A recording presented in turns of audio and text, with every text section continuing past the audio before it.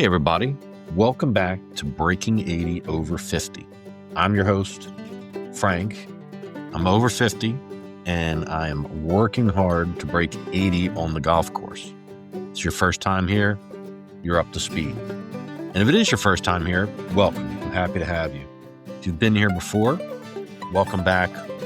Thanks for stopping by and giving me another listen. And let me say, Happy New Year. If all goes well, this episode will be out on Friday, January 2nd. So hope everybody had a good holiday, safe, happy, healthy, and we'll kick off 2026. So in this episode, I want to discuss my final 3 rounds of 2025. I want to talk about the fun stuff I've been watching for YouTube golf. And I want to wrap up 2025 and update everybody on my progress for the year. So let's start with the final 3 rounds of 2025, which kicked off on Christmas Day. And let me say that Florida gets a bad rap for a lot of things, and heat is one of them. And that's fair. In the middle of July and August, the heat can be brutal. But the reality is it's hot in a lot of places in July and August. But this time of the year, December, January, February, is just fantastic. And I think there's a few special things about living in South Florida, at least things that we've enjoyed since being here. One of those, and I've lived in South Florida now for a little more than 20 years. I grew up in the Philadelphia area, and I remember on the 4th of July going to, and I'm not sure if it was a park or a school, but basically it was a field with my family where we would take some blankets and try and etch out about an 8x8 square for us to sit and watch fireworks for the 4th of July. And again, the field, the school, whatever it was packed, body to body. And as much fun as the fireworks were, then it would take a long time just on foot to get out of there. Get to the car, long ride home. It was always really tough. One of the things great about South Florida are the fireworks. And 4th of July, I think just about every beach up and down the coast has a fireworks show. And we would generally do Pompano Beach. And man, it's just such a really nice thing to go to the beach, which in the summer in Florida is not that crowded. You can hang out, build sandcastles, throw a football, do whatever you want to do. And then as the sun goes down, again, you're not fighting against a million people for a space. Kind of lay down on a blanket. They have a barge out on the ocean. It's just where they do the fireworks show.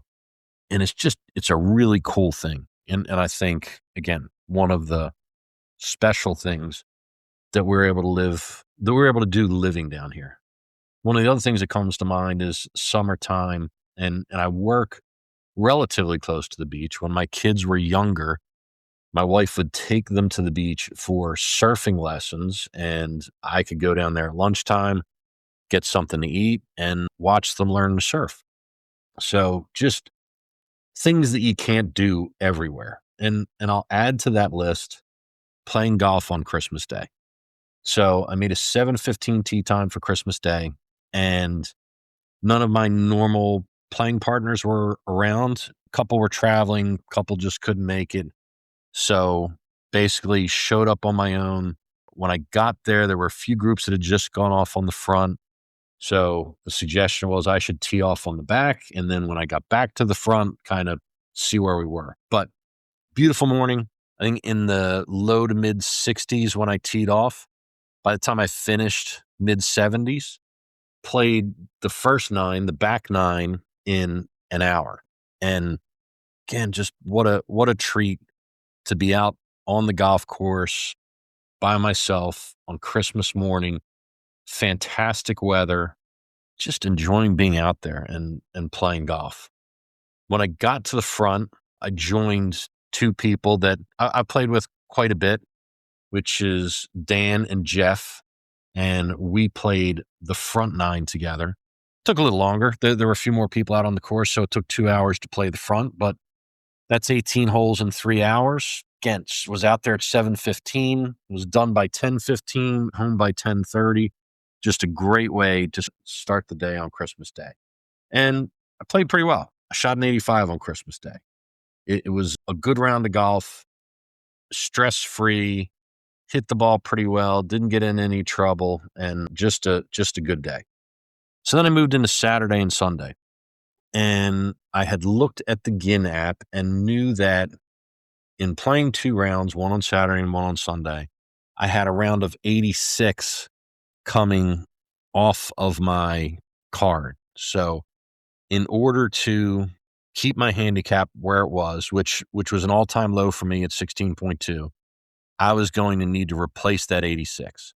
If I shot a score worse than that, my handicap was going to go up. If I shot a score better than that, my handicap was going to go down.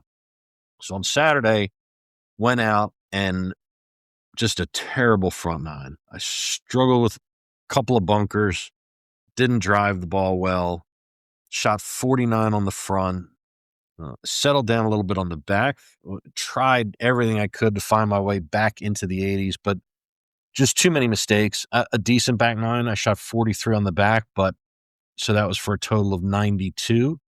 And that 92 took the 86 off of my card. I think the 86 was replaced by a 90 or a 91, but my handicap overnight from Saturday to Sunday went from 16.2 to 16.8. So as I went out on Sunday morning, and I think I've talked about this before, it's not like playing to put food on the table, but I felt some pressure. I felt alive, and that's not a bad thing.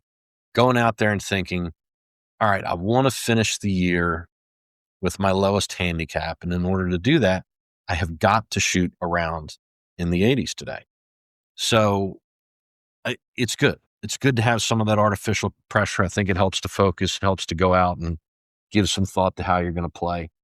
And on Sunday, same thing. All my normal playing partners are away. I actually teed off and played the first 2 holes by myself before catching a threesome in front of me. And that was the plan. At the clubhouse, they said, go ahead and tee off. There's a threesome in front of you. There are people you know, and you can play in with that group, which is exactly what I did. Started off with a bad double on the opening par 5 after hitting a good shot off the tee and a good shot in, but just made a couple of mistakes around the green and started with a double. Bogeyed the second hole and began to think, here we go again. The first 4 holes on this course just kill me. They kill me on the front 9.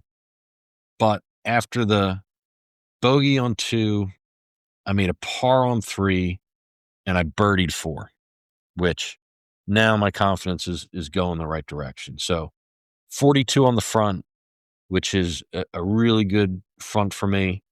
I played the back well. I was 4 over through the first 7 and began to think that I had a shot at my record low round of 83. But on 17, I hit my drive out of bounds, and I've done this a few times now. There is a mile available on the right. If you miss too far right on 17, you end up in the 18th fairway, which is fine. You just can't miss left. And I missed left, and I hit the ball out of bounds. But after taking a drop, I hit a great recovery shot. I was on the fringe, probably 12 feet from the hole in 4. So had a putt to save par. And I think I was a little too aggressive with it. Really wanted to make the putt, didn't want to leave it short, and pushed it by the hole a good 10 feet.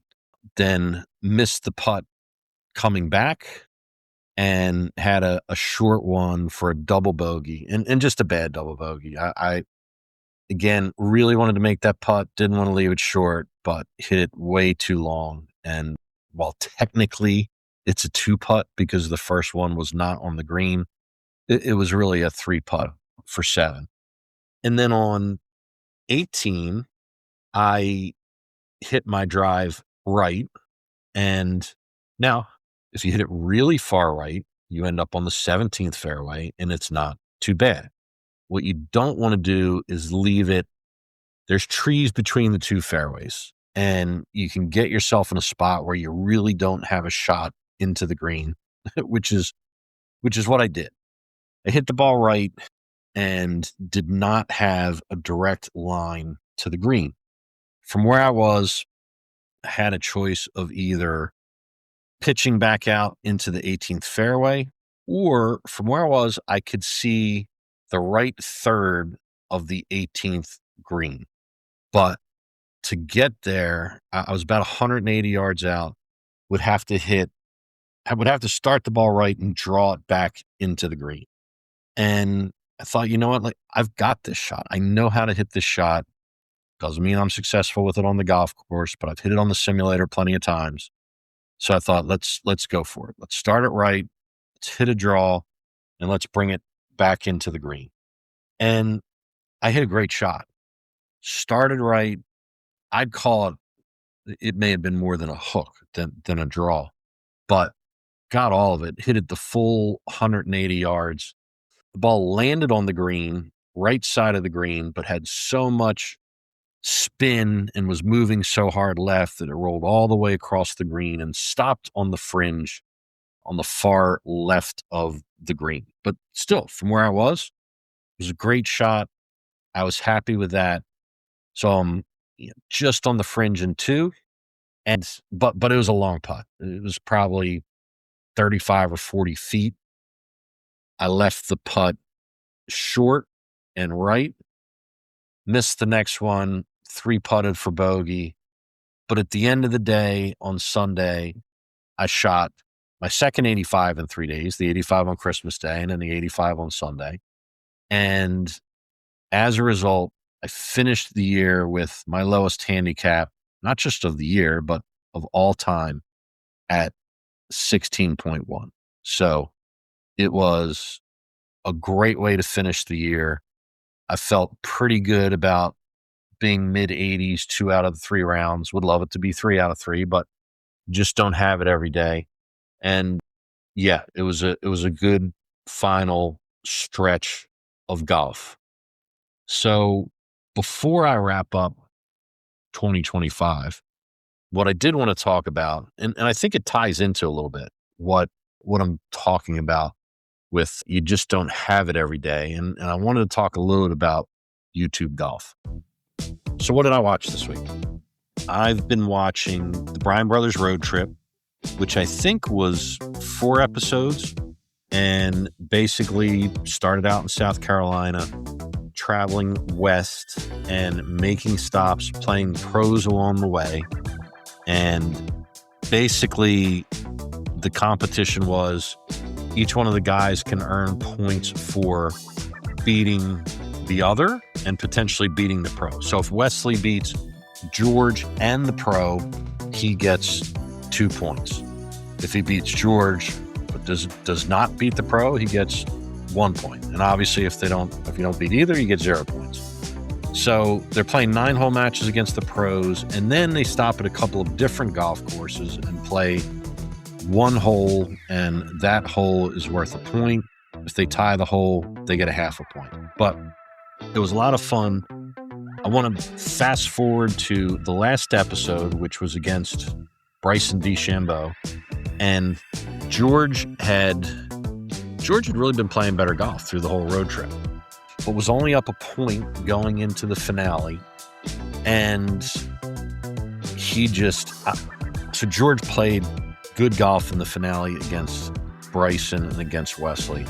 And Wesley did not play good golf. I think George finished, I don't remember if he finished 4 or 5 under, but basically he tied Bryson. They had to go to a playoff hole. And Wesley may have been 1 over. George beat him in 9 holes by 4 or 5 strokes. And played a playoff hole with Bryson, which was another tie, and then basically had a closest to the pin challenge that Bryson won. But at the end of the road trip, George won the road trip. And if you've been watching these guys, been watching the Bryan brothers, I think generally Wesley gets the better of George and wins a pretty large percentage of these matches. But George has been playing good golf, and Wesley's been struggling a little bit. And that happens. You just don't have your best game every day. And at a certain level, their games are so close that, when George is playing well and Wesley's not, George is going to win. I think if they each have their absolute best stuff, Wesley is probably the better golfer, but it's close. The other thing I watched was Bob Does Sports, but interestingly enough, without Bob. So it sounded to me like Bob was sick, and it ended up being Jet and Joey in a scramble against FP. And if you're a betting man there, you're betting FP all day, because Bob is a better golfer than Jet. He's out, Jet's in. Joey has not been playing well. So you just figure FP is going to drag these guys. And it's not what happened. Actually, Joey and Jet were up, I think they were up 4 with 6 holes to play. They were putting well, keeping the ball in play, hitting greens. FP, who is generally a great putter, missed a few here and there, but up 4 with 6 to play. It doesn't end that way. Spoiler alert, but they kind of crumbled in the last few holes and ended up opening it up for FP to win the day.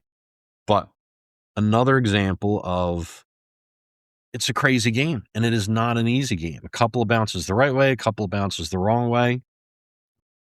So again, just another video, another example of the golf is not an easy game, and it's not always going to go exactly the way you think it is.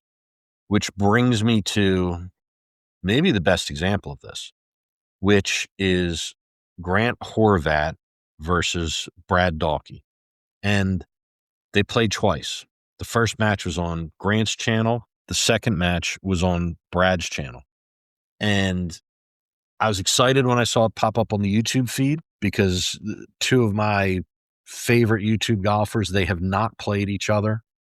So I saw that pop up and said, oh, got to watch that. I need to see what happens here. And if I were a betting man, which I'm not, because I just, I'm risk averse, I would have bet Brad all day. He's been, from the Internet Invitational through the past 3, 4, 5 months, just playing great golf. And anybody who gets put up against Brad has not fared really well. But so they get together again. First match is on Grant's channel, and it was close. It was tight most of the way through. Brad did have, I think he had a 2-stroke lead at one point in time, but made a mistake on one hole, allowed Grant back in to even it up. Grant takes another hole and wins the match. Really surprising. So, and you could tell watching it that Brad was frustrated. Now, he did say, and it's hard to tell sometimes when they shoot these videos and what they've been doing leading up to the video, but he said that he hadn't played for a couple of weeks. This is Brad. And he did look a little rusty at times, but still, it's a match that I think most would expect him to go out and win, and it didn't turn out that way. Grant takes the day. So they basically, at the end of that match, they told everybody that they'd be doing another one, and the next one would be on Brad's channel, and it was coming out in a couple of days. So fast forward a few days, and they do it again. And as this match kicked off, you could tell again that Brad really wanted to win, was disappointed that he lost the first match, and it was really important to him that he come out and win the second one. And guess what? It didn't happen. Grant takes 2 in a row, 2 18-hole matches in a row off of Brad Dalke. Same thing as the first day. Very close, a little back and forth, but in the end, Brad makes a mistake that opens up the door for Grant. Now, Grant hits some great shots, and Grant wins 2 18-hole matches in a row against Brad Dalke. And Brad said it, I thought, really well at the end of it. Sure, and I haven't looked at comments, but YouTube will go crazy about this because I do think the perception is that Brad's the better golfer. And it's like when I was talking about George and Wesley. I do think when both of those guys have their best stuff, Wesley's the better golfer. But you don't have your best stuff every day. And I think with Brad and Grant, when Brad has his absolutely best stuff, he could play on tour. I don't think Grant beats him. But he didn't have his best stuff. And Grant is a really good golfer. While he doesn't have the distance that Brad has and the club head speed that Brad has, he doesn't miss a whole lot. He doesn't make mistakes. He hits fairways. He hits greens.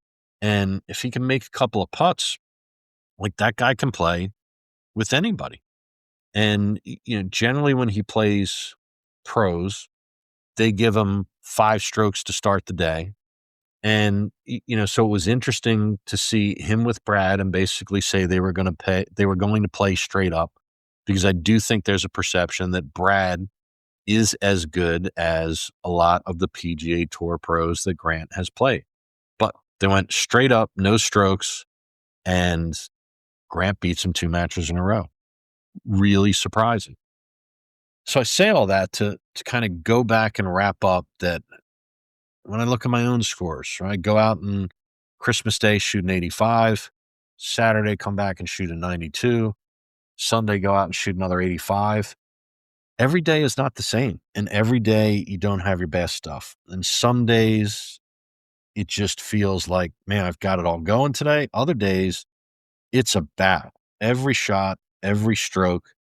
And I think it's one of the things that I've learned this year is to stay in it, keep playing, and those rounds of 92 sometimes are as rewarding as the rounds of 82, because I know how hard I battled to do it. That a year ago, that round of 92 would have been a round of 105. It would have gotten away from me, and I would have put up a really big number. So while I hate at this point to shoot rounds over 90, it happens, and I'm just not going to have my best stuff every day. And if I can watch some of these guys on YouTube who I respect, I enjoy, their golf games are worlds better than mine are. And sometimes they have a bad day. Sometimes they just don't have it. And I do think it's one of the things that I enjoy about YouTube golf as opposed to watching a PGA Tour event. PGA Tour event, we're going to watch the leaders. We're generally going to see the guys that do have it that week. They're not showing us the guys that missed the cut, the guys that are finishing in the back of the pack, unless it's a big name and they want to let us see what they're doing out on the course. But in general, you're only going to see the guys that are rolling. And it's really hard to do that day in and day out. And even over 4 rounds of a PGA Tour event, you'll see swings in the scores. Every day is not the same. And it's one of the things I keep telling myself. But I thought these 3 videos that I watched this week really highlighted that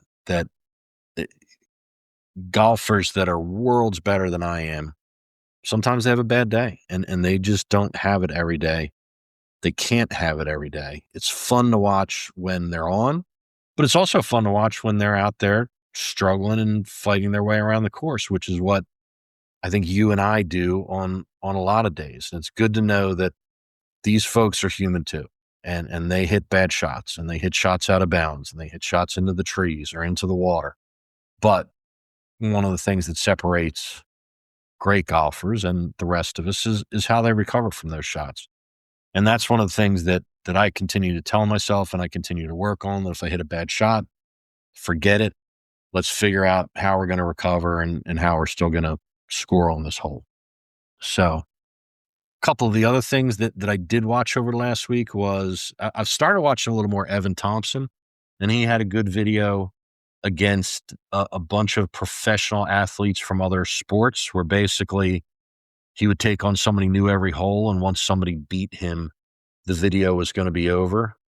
And then I watched the DOD King against the CEO of Performance Golf, Brixton Albert.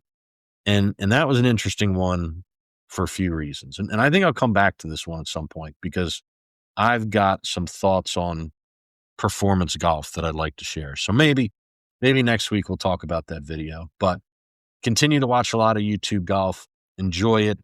I think it helps my game. I think you see people hit a lot of different creative shots, and I watch it and think, yeah, that's a good idea. I think I could do that. Or I understand what he did there.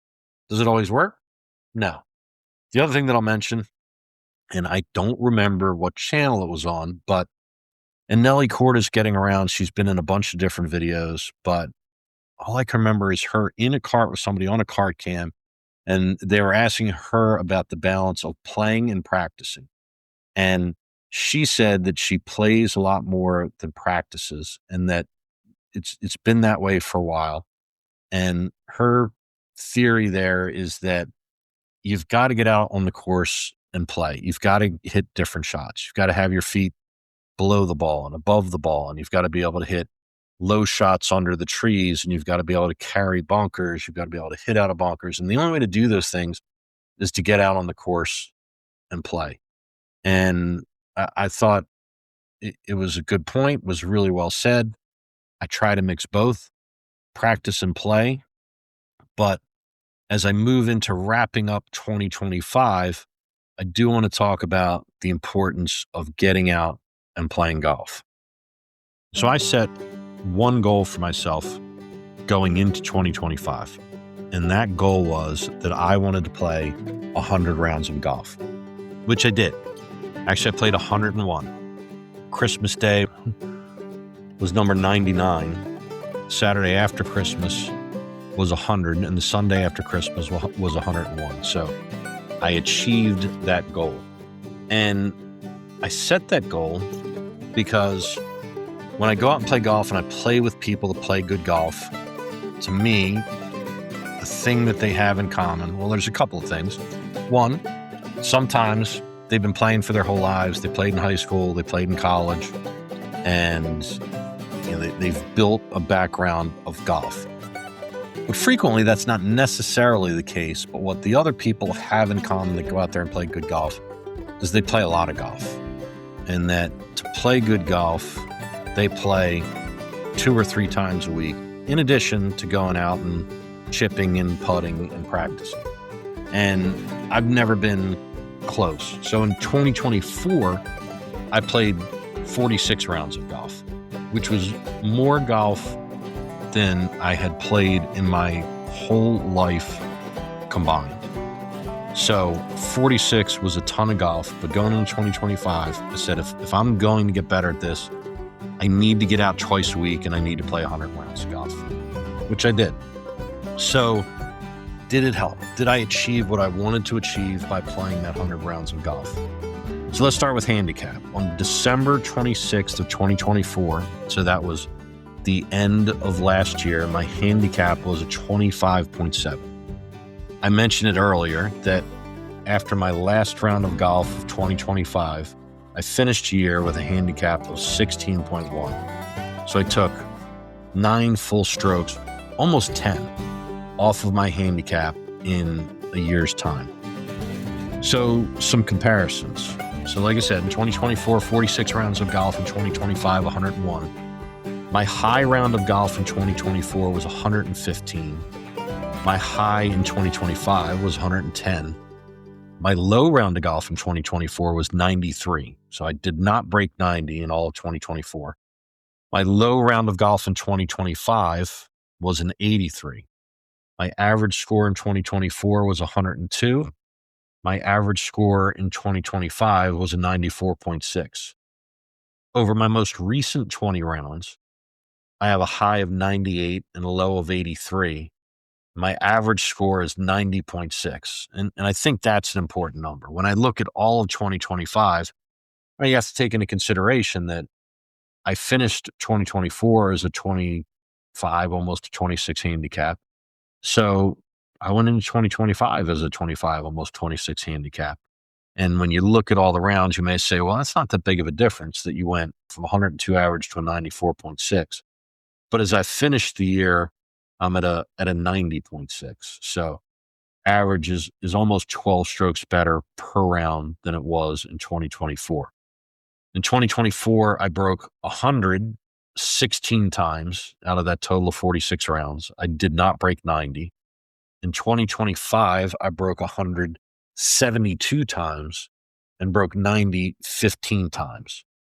Again, in my most recent 20 rounds, I broke 113 times and I broke 97 times. So no rounds over 100, and 7 out of those 20 rounds were in the 80s.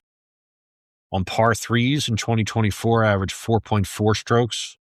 In 2025, I averaged 4.02. In my most recent 20 rounds, I'm down to 3.83.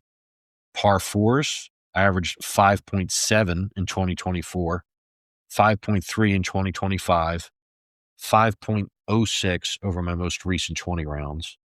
In par fives, I averaged 6.84 in 2024, 6.4 in 2025, and 6.18 over my most recent 20 rounds. Pars are better. 2024, on 13% of the holes, I made par or better. In 2025, 23% of the holes, I made par or better. And over my most recent 20 rounds, 31% of my holes, I'm making par or better. Bogeys, I bogeyed 34% of the holes in 2024. I bogeyed 40% of the holes in 2025, and that number stayed static, 40% over my most recent 20 rounds. Double bogeys, 31% in 2024, 24% in 2025, and 21% over my most recent 20 rounds. And then triples are higher, 22% in 2024, 13% in 2025, and 8% over my most recent 20 rounds. So I'm turning triples into doubles, doubles into bogeys, bogeys into pars, and yeah, a few pars here and there into birdies. Taking the bigger numbers off the scorecard and more consistently getting to a place. So if I had par or better in bogeys over my most recent 20 rounds, 71% of the holes I played were a bogey, a par, or a birdie.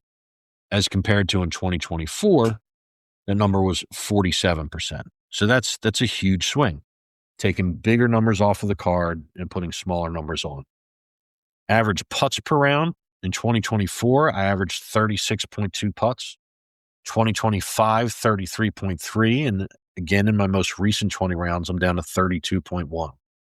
Up and downs, average 1.2 per round in 2024, 2.2 per round in 2025. And I'm averaging 3.3 per round over my most recent 20. Greens in regulation, 11% in 2024, 15% in 2025, and 17% in my most recent 20 rounds. And then fairways hit, 38% in 2024, 39% in 2025, and 39% over my most recent 20 rounds. So interesting numbers there.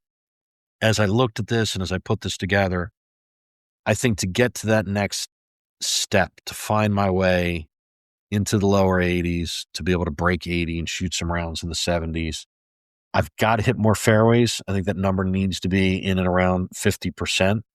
And I absolutely have to hit more greens in regulation. That's a number that I've got to work hard at. And I've got to see that up in the 25 to 30% range. But back to my initial question, did playing 100 rounds of golf in 2025 help? 100%. Absolutely. Yes. And I know everybody out there can't do it. I know that it's tough, that financially that can be difficult to do. From a weather standpoint, if I lived anywhere where I couldn't play year round, there's no way I get in 100 rounds of golf. The only reason I can do that, I work Monday through Friday, but I can get out and play Saturday and Sunday and all year long. That's twice a week times 52 weeks is 104 rounds. I miss a couple for weather or away, things going on, but I'm lucky to live in a place where I can play golf year round and get out and play 100 rounds of golf. And I'm also lucky that I can afford to go out and do that. And I know that not everybody can. But I also think even if you can't, playing more golf is a great goal to have, and getting out on the golf course is a good goal to have. And it may be that normally you play 15 or 20 rounds of golf a year. I think if you can take that and you can play 25 or 30 rounds of golf, you'll be better. Every minute out on the golf course, every shot you hit, I absolutely think makes you a better golfer. So this math isn't perfect, but think about it this way. 101 rounds of golf, and I said that in 2025, I averaged 94.6 was my average score. So let's round that up and let's call it 95. So that means I took 9,555 strokes out on the golf course in 2025. A third of those are putts. So 3,333 putts, not on a mat, into a cup on a flat surface, but side hill lies and uphill and downhill, and every one of those, every one you learn from. Speed, green reading, where to put the putt, 3,333 putts. If we take the par threes out and assume that I'm driving the ball, and there are holes that I don't tee off with driver, but let's just assume that other than the par threes, I am hitting a drive at a fairway 14 times around times 101 rounds, 1,414 times that I tried to hit a fairway with some club. Again, every one of those, you learn something. And what's left? Everything in between. It's another 4,808 shots with irons, wedges, and I think it's just invaluable. Coupled with, you need to practice, you need to learn, you need coaching, instruction, but I absolutely believe there's tremendous value in getting out on the golf course and playing golf. So that's it. That's my 2025 wrap up. I think it was a good year. Honestly, until 2025, I would have never even thought that breaking 80 was possible. Never. I would have been thrilled with rounds in the 80s. But the more I play, the more I learn, the more I understand that I can get there. I can do it. And obviously that's going to be one of my goals in 2026 is to shoot around in the 70s, to break 80. But I've got some more goals, and it's what I'd like to talk about on the next episode is my New Year's resolution list and my golf goals for 2026. So what are yours? What are you working on in 2026? Did you have a good year in 2025? Did you accomplish the things that you set out to accomplish? I'd love to hear from you. Like, comment, subscribe. Shoot me an email, breaking80over50@gmail.com. Let me know. Again, I'd love to hear it. How was your 2025? Did you achieve what you wanted to achieve on the golf course? And if you did, great. And if you did, and I think I achieved a lot of the things that I did, that just means there's new goals for 2026. So I'd love to hear about those too. What are you working on in 2026? What do you want to see happen in your golf game? What are you watching on YouTube? Am I missing something out there? Is there some channel that I should be watching that I'm not? Thanks again for tuning in. Truly appreciate everybody being here. That wraps up 2025 for me. Next week, again, I'm going to give you my New Year's resolution list of things I'm working on in 2026. And we're going to kick off the 2026 golf season. Thanks, everybody. I appreciate you being here. I will talk to you next week. Bye.